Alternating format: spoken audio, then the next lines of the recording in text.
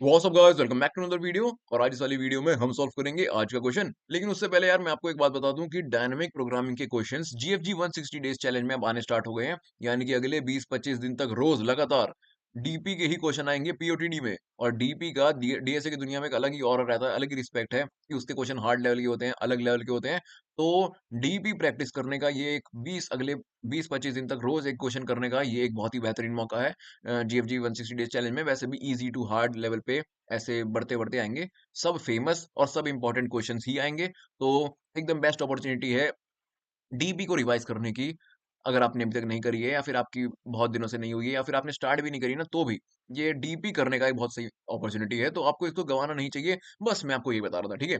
अब आज का क्वेश्चन स्टार्ट करते हैं। वैसे तो आज का क्वेश्चन भी डीपी से सॉल्व हो जाएगा। डीपी से इसकी bottom up approach, top up approach, top down sorry, tabulation और वो मेमोराइज़ेशन, इनसे काम हो जाएगा। ये क्वेश्चन सॉल्व हो जाएगा। लेकिन यार आज वाला जो क्वेश्चन है ना, ये लॉन्गेस्ट इंक्रीज इन सबसीक्वेंस, ये अब मैं ये कह सकता हूँ कि डीपी का ये क्वेश्चन रहा ही नहीं।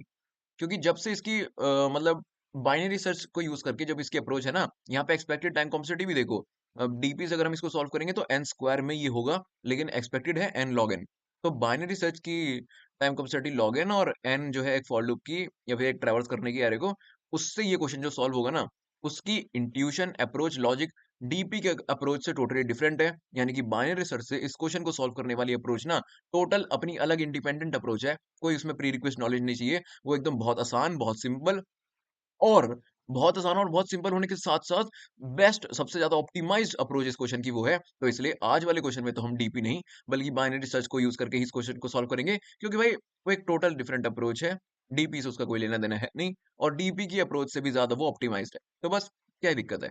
लेकिन यार बस अगर आपने अभी तक चैनल को सब्सक्राइब नहीं किया तो सबसे पहले वो कर देना, क्योंकि डेली वीडियो डालने की मोटिवेशन मेरे को इतनी में उससे मिलती है, ठीक है?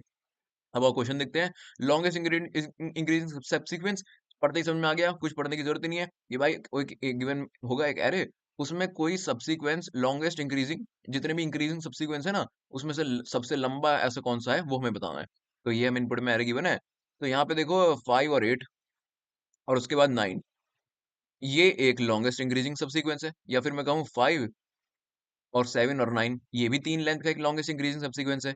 तो 5 7 9 कंसीडर कर लो, या 5 8 9 कर लो, या 3 7 9 कर लो, या फिर बस यही 3 है। तो ये तीनों ही जो है ना, इनकी लेंथ 3 ही है। तो हमें लेंथ चाहिए, हमें वो एक्चुअली में सबसीक्वेंस नहीं प्रिंट करना, हमें सिर्फ लेंथ चाहिए। तो इस एरे में 3 लेंथ का लॉन्गेस्ट इंक्रीजिंग सबसीक्वेंस है। तो बस आउटपुट में आ गया 3। दैट्स इट यार। क्वेश्चन तो बस इतना ही आसान है, आपके दिमाग में आ गया होगा। आओ इसको लेके चलते हैं ब्लैक बोर्ड पे। वहां पे इसको और इसकी डिटेल में समझेंगे बहुत सिंपल अप्रोच को।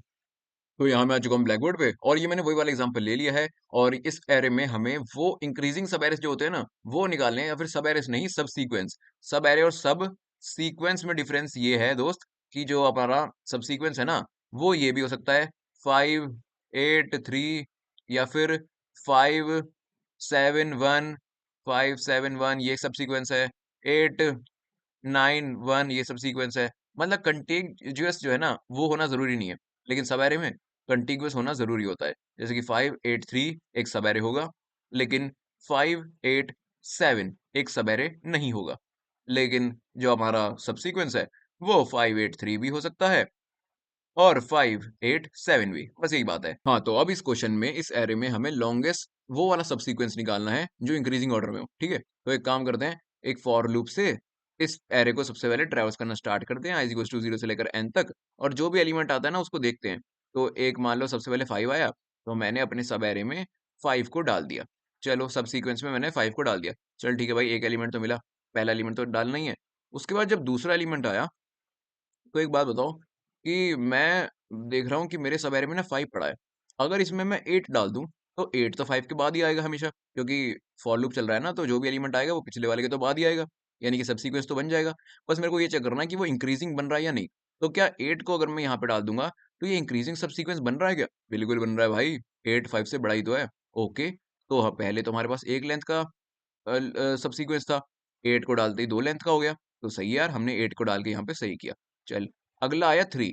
अब देखो, अगर मैं यहाँ पे 3 को डाल देता हूँ, तो क्या ये इंक्रीजिंग सब सीक्वेंस बनेगा क्या अभी भी? नहीं भाई, कैसे बन जाएगा? 8 तो 3 से बड़ा है ना? ओके, तो मैं 3 को यहाँ नहीं डाल सकता। अगर मैं एक अलग सब एरे बना लूँ, सब सीक्वेंस बना लूँ, और उसमें 3 को डाल दूँ तो काम हो जाएगा। चलो, अगली इटरेशन में हमारे पास आया 7। क्या मैं 7 को यहाँ डाल सकता हूँ? कैसे डाल सकता हूँ? 8 तो 7 से बड़ा है, तो यहाँ पे तो 7 तो नहीं डाल सकता। तो 3 7 से छोटा है, तो 7 यहाँ पे डल सकता है। ओके। अगली इटरेशन में आया 9। अब 9 मैं यहाँ पे भी डाल सकता हूँ और यहाँ पे भी, क्योंकि 9 8 से भी बड़ा है और 7 से भी बड़ा है। चलो बढ़िया बात है। अगली इटरेशन में आया 1।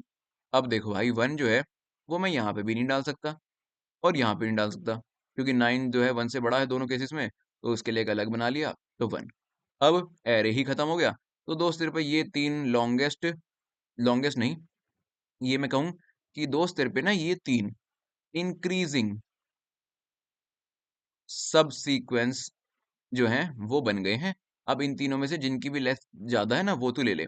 इसकी भी लेंथ 3 है, इसकी भी लेंथ 3 है, इसकी लेंथ 1 है, तो मैक्सिमम लेंथ क्या हुई 3, तो ले दोस्त 3 तेरा आंसर हो गया। हल हुआ। और कुछ है ही नहीं, यही क्वेश्चन था दोस्त। इतना ही तो था कि जो भी एलिमेंट आया हमने उसको एक एरे में डाल दिया। अगला एलिमेंट अगर उससे बड़ा है तो उसको उसके आगे लगा दिया हमने, नहीं तो अलग बना दिया।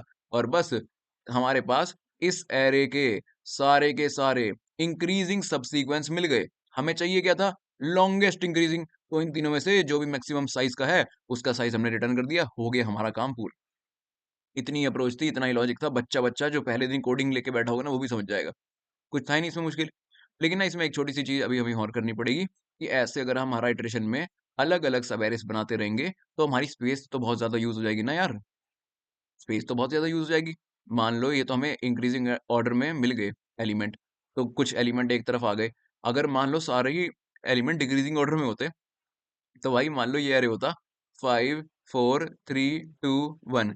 मान लो दोस्त ये एरे होता, तो इस अप्रोच के हिसाब से तो मैं पहला एक एरे बनाता 5, फिर 4 तो 5 के बाद आ नहीं पाता, तो 4 के लिए अलग एरे बनाता, 3 4 के बाद नहीं आ पाता तो 3 के लिए अलग बनाता, फिर 2 के लिए अलग बनाता, फिर 1 के लिए अलग बनाता। स्पेस कितनी ज्यादा यूज हो गई। यानी कि दोस्त अप्रोच एकदम सही है तेरा, लॉजिक इंट्यूशन सब सही है एकदम। बस ये जो स्पेस है ना, इसका कुछ सोच ले यार, इसका कुछ सोच ले। तो अब यहाँ पे देख, फॉर लूप से तू हर एलिमेंट को ट्रैवर्स तो कर लेगा, ठीक है। तो अब एक काम कर, जब भी तेरे को कोई एलिमेंट मिलता है तो तू उसको एक अपने आंसर वेक्टर में डाल देता है। लेकिन जब भी तेरे को उससे कोई अगला एलिमेंट मिलता है, तब तेरे लिए कोई दिक्कत नहीं होती, तब तू उसको उसके आगे लगा देता है, क्योंकि वो तो इंक्रीजिंग सब एरे ही बन रहा है, इंक्रीजिंग सब सीक्वेंस ही बन रहा है वो तो तेरा काम सही हो जाता है।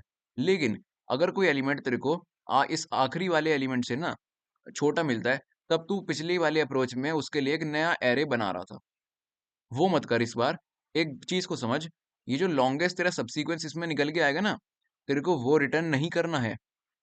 तेरे को लॉन्गेस्ट सबसीक्वेंस रिटर्न नहीं करना है, बल्कि तेरे को तो दोस्त लॉन्गेस्ट सबसीक्वेंस की बस लेंथ चाहिए, लेंथ तेरे को रिटर्न करनी है और एक्चुअल में सबसीक्वेंस रिटर्न नहीं करना तेरे को। ओके, तो फिर भाई एक काम करियो, जब तेरे को ये 5 और 8 मिल चुके हैं, तो तेरे पास ये वाला एक सब एरे बन चुका है, या फिर कहूँ एक आंसर वेक्टर बन चुका है। अगली आइटरेशन में ना, जब भी अब 8 से छोटा अगर कोई एलिमेंट आए ना, तो तू उसको कोई और एरे बना के उसमें मत डालियो। तो एक काम करियो, उसको उसकी सही जगह पे इस वाले एरे में ही रख दियो। किसी एलिमेंट को, इन दोनों में से किसी एलिमेंट को रिप्लेस कर दियो और यहीं पे रख दियो। देख उससे क्या चीज़ होगी कि ये जो सब एरे है, ये 2 लेंथ का बन चुका है। यानी कि तेरे को पता है कि तेरा आंसर एटलीस्ट 2 तो आएगा ही। अगर तू इन दोनों में से किसी को रिप्लेस कर देगा 3 से, तो क्या इस एरे की लेंथ चेंज होगी? नहीं भाई, तू किसी को हटा के 3 को डाल देगा, लेंथ तो चेंज नहीं होगी। सही बात है। तो फिर लेंथ चेंज नहीं होगी और आगे कोई और एलिमेंट आया तो वो उसमें ऐड हो जाएगा, लेंथ इंक्रीज हो जाएगी। इसमें चाहे वैल्यू कुछ भी आ रही हो, तेरी लेंथ मैटर करती है। अब देख इसको ड्राई रन करके देख कैसे होगा। अगली इटरेशन में 3 आया, तो एक बात बता, क्या 3 8 से बड़ा है? नहीं, बड़ा तो नहीं है, तो 3 यहाँ पे आगे तो लग नहीं सकता, ठीक है। तो अब इसको 3 को अपनी सही लोकेशन पे लगा। सही लोकेशन मतलब कि वो पहला एलिमेंट, मतलब सबसे छोटा एलिमेंट जो 3 से बड़ा हो, उससे 3 को रिप्लेस कर दे। तो सबसे छोटा एलिमेंट तो 5 है और 5 3 से बड़ा है, तो 5 को ना 3 से रिप्लेस कर दे। 5 की जगह यहाँ पे आ जाएगा 3। ओके। अगली इटरेशन में 7 आया। अब 7 को किससे रिप्लेस करेगा? सबसे छोटा एलिमेंट इस एरे में जो 7 से बड़ा हो। तो इस एरे में सबसे छोटा एलिमेंट 8 है जो 7 से बड़ा है, क्योंकि 3 तो 7 से छोटा है ना। तो 8 को 7 से रिप्लेस कर दे, 7 से। ओके। अब अगली इटरेशन में आया 9, और 9 को फिर आगे ही ऐड कर दे, क्योंकि 9 तो बड़ा ही है दोनों में से। क्योंकि जब बड़ा एलिमेंट आ रहा है ना, तब कोई दिक्कत नहीं है दोस्त। जब बड़ा एलिमेंट आ रहा है आखिरी एलिमेंट से, तब कोई दिक्कत नहीं है। जब छोटा एलिमेंट आ रहा है ना, बस रिप्लेस हमें तभी करना है। अगली इटरेशन में आया 1, और 1 इन तीनों एलिमेंट में से सबसे छोटा एलिमेंट जो 1 से बड़ा हो, भाई वो तो 3 है। तो 1 को 3 से रिप्लेस कर दे। ले भाई, तेरा 3 लेंथ का एरे बन गया और एंड में जो भी एरे का साइज है वो रिटर्न कर दियो, तो आंसर आ गया 3। दैट्स इट भाई, इतना ही था। टेंशन मतलब दोबारा से देख हमने किया क्या। जब 5 आया तो हमने पहला एलिमेंट तो ऐसे का ऐसे डाल दिया, ठीक है। अगले बार जब भी कोई एलिमेंट जो है ना, सुन मेरी बात ध्यान से सुन, ये मान ले तेरा आंसर वेक्टर है। तो जब भी आंसर के आंसर डॉट बैक पे जो एलिमेंट पड़ा है, सबसे आखिरी एलिमेंट जो है एरे में, उससे ना बड़ा एलिमेंट आता है, तो भाई कोई दिक्कत ही नहीं है उस केस में। तो पता है ना, इंक्रीजिंग सब एरे बना रहे हैं, इंक्रीजिंग सब सीक्वेंस बना रहे हैं। अगर आंसर के आखिरी एलिमेंट से बड़ा एलिमेंट आ रहा है तो कोई दिक्कत है ही नहीं, फिर तो बस उसे आंसर डॉट पुश बैक कर दे बड़े एलिमेंट को, एआरआर ऑफ आई को। सिंपल, खत्म कर कहानी। लेकिन एल्स अगर छोटा एलिमेंट आ रहा है ना, तो एक काम कर, न्यू एरे बना के उसमें डालने की जगह उसको उसकी सही लोकेशन पे इस एरे में ही कहीं पे बदल दे। जैसे कि 5 आया, अगला एलिमेंट क्या आया, 8। 8 तो बड़ा है आंसर 5 से, तो बस बिना किसी टेंशन के उसको आंसर में पुश कर दे। दो साइज का हमें एरे मिल गया। अगला एलिमेंट आया 3। अब 3 जो है 8 से छोटा है, आंसर डॉट बैक से 3 छोटा है, तो इस एरे में 3 को उसकी सही लोकेशन पे डाल। तू 8 को रिप्लेस करेगा या 5 को? भाई सही लोकेशन का इतना ही मतलब है, लोअर बाउंड। लोअर बाउंड मतलब कि एरे में वो सबसे छोटा एलिमेंट जो ए आर आर आई से बड़ा हो, यानी कि इस एरे में सबसे छोटा एलिमेंट जो 3 से बड़ा हो। भाई इस एरे में सबसे छोटा एलिमेंट 5 है जो 3 से बड़ा है, तो 5 को तू रिप्लेस कर देगा 3 से। अब तूने 5 को रिप्लेस करके 3 कर दिया, तेरे को पता है कि एरे में ये क्या हो गया भाई, ये 3 और 8। 3 और 8 तो कोई सब सीक्वेंस नहीं है ना, सब सीक्वेंस में ऑर्डर तो आगे का ही रहेगा। 3 और 8 तो कोई सब सीक्वेंस नहीं है। भाई ये बात तुझे पता है, ये बात मुझे पता है, लेकिन कोड को ये बात नहीं पता। लेंथ तो अभी भी आंसर वेक्टर की 2 ही है ना, तो लेंथ में तो कोई चेंज नहीं आया। हमें कौन सा ये आंसर वेक्टर रिटर्न करना है, हमें तो इसकी लेंथ रिटर्न करनी है बस। तो इसमें हम कुछ भी चेंज करें, कोड को क्या, रिटर्न तो आंसर की लेंथ ही होगी ना। तो आंसर तो अभी भी हमारा 2 ही है। समझ रहा है बात को? बस यही बात बता रहा था मैं। अगली एडिशन में 7 आया, तो इस एरे में उसको 7 को अपनी सही लोकेशन पे डाल दे।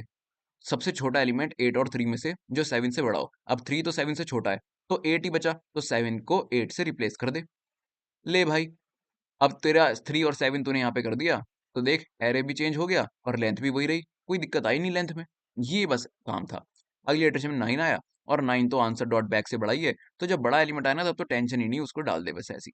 बस ले, अगले में 1 आया, तो 1 को चेंज कर दे उसकी सही लोकेशन से। तो इन तीनों एलिमेंट में से सबसे छोटा एलिमेंट जो 1 से बड़ा हो वो 3 है, तो 3 की जगह 1 कर दे, और बस जैसे ही फॉर लूप खत्म हुआ, जो भी आंसर वेक्टर का साइज है ना वो रिटर्न कर दियो। क्या साइज है इसका, 3 एलिमेंट है, तो आंसर आ गया 3।